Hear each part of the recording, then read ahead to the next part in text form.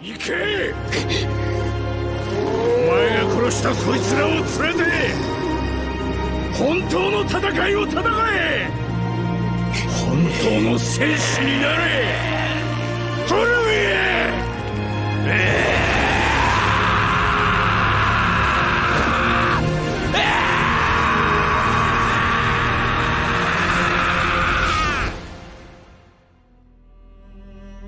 With the release of Chapter 220, Vinland Saga by Makoto Yukimura has officially ended after 2 decades. It has been an emotional journey to say the least, not just for Thorfinn and the other characters, but for the fans.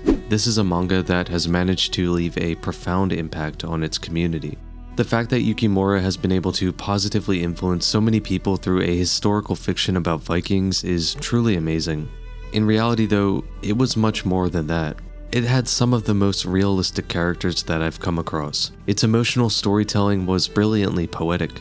Most of all, the underlying themes, which some may call too idealistic, were genuinely inspiring. I'm not here to review the series in depth or even to discuss my thoughts on the final chapter specifically. I'm just caught up in the feelings of it actually being over. This story changed my life forever, and to be honest, it's a strange feeling having to say goodbye.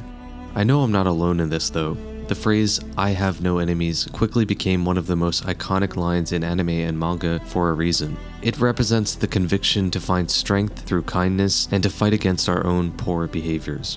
That sort of humanistic message is something that resonates with people because it offers us hope. In an attempt to capture why Yukimura's manga is so special to the fans, I'm going to use this video as a space to process my feelings on the ending. In order to do that, I'll be sharing a little bit about my personal history with Vinland Saga's hopeful narrative. I just wonder, can people really change? What does it take to change? Strangely enough, it was around this time in the summer 3 years ago when I was at one of my lowest points. Not the worst I've ever been, but my most recent point of reference for rock bottom. Without getting into the details, I was lost. I had no idea where my life was going or even where I wanted it to go. I had no job, I was out of school, and I was closed off from those around me. I was insecure and at times paralyzed by anxiety. I avoided connecting with others. I avoided looking inwards. Ironically, despite being overcrowded by all of these negative feelings, the most prevalent one was emptiness. I was completely incongruent. That is to say, there was a gap between the person I was and the person I wanted to be. I had already watched Vinland Saga a couple months before, and at the time, the show only went up to the end of the prologue. I enjoyed what I'd seen, but I wasn't all that invested yet for whatever reason. Eventually, out of pure boredom, I decided to continue reading the manga. It wasn't like I had much else going for me anyway. In just a few chapters, I got pulled into this story in an entirely different way than before. Based on where things had left off, I knew that Thorfinn was due for some sort of growth, but the drastic tonal shift was not something I was prepared for. Seeing Thorfinn go from a kid fueled by rage, resentment, and pain to someone fundamentally broken was not only quietly shocking, it was strangely relatable. I looked at the page and I saw myself. Obviously, I hadn't done the things Thorfinn had, and I hadn't experienced his suffering, but his guilt, shame, lack of direction, and identity, those feelings were easy to grasp. Most of the chapters were focused on Thorfinn and Einar working on that farm so that they could earn their freedom. It was a sharp turn away from the constant action of the prologue, yet I became more deeply immersed than ever before. Their simple conversations and raw emotions were real. Their monotonous labor without a clear end goal in sight was something I had come to know very well. You know how the rest of the arc goes, so you don't need me to tell you how it all played out. I'll just say that Thorfinn's depiction of depression is one of the most authentic I've ever seen. It allowed me to put myself in his shoes.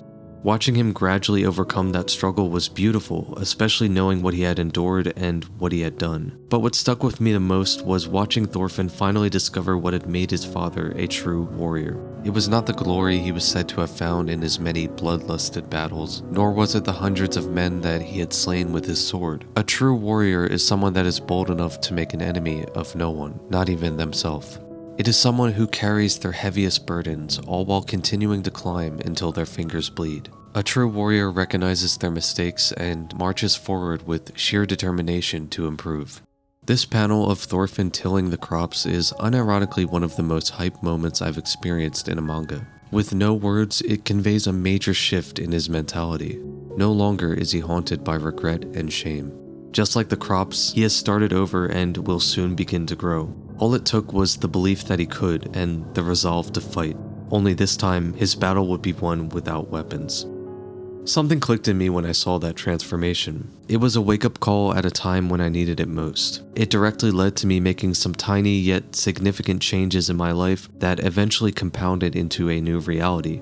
I started to shed my doubts and once again open up to the world around me. I still carry the mindset I had nurtured as a result. There were a lot of other things that helped me to get back up on my feet, but it would have taken a lot longer if not for Vinland Saga. I can't imagine what things would look like if I hadn't decided to read it. I probably wouldn't even have ended up making this channel. An impossibly idealistic piece of fiction actually created a real positive change in my life. So maybe it isn't so impossible after all. Nobody in this entire world deserves to get hurt.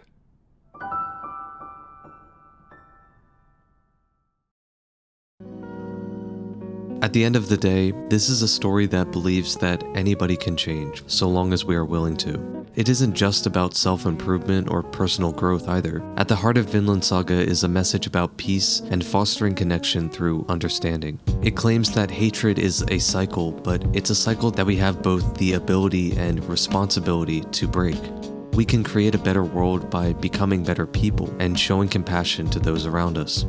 Vinland is not a place, but rather an idea. Even if it seems impossible, even if it is impossible, we should still embark on the 1,000-year voyage regardless. If we can't make it there today, then hopefully we can guide others to be able to make it there tomorrow.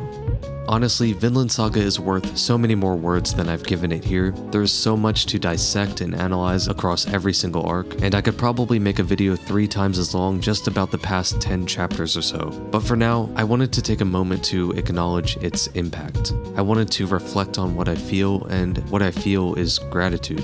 So thank you, Yukimura, for creating something really beautiful. I hope you know how incredibly based you are, and I hope you know that millions of people have been inspired by your work. Anyway, I'd be happy to know your thoughts on the ending of this manga down in the comments, and if you want, feel free to share what Vinland Saga means to you as well. If you enjoyed the video, don't forget to leave a like, and if you want to see more content like this, then be sure to subscribe. That's all for now. See ya. You've changed so much, Thorfinn. In fact, I thought you were someone else when I first saw you. That anger in your eyes is gone. I'm glad.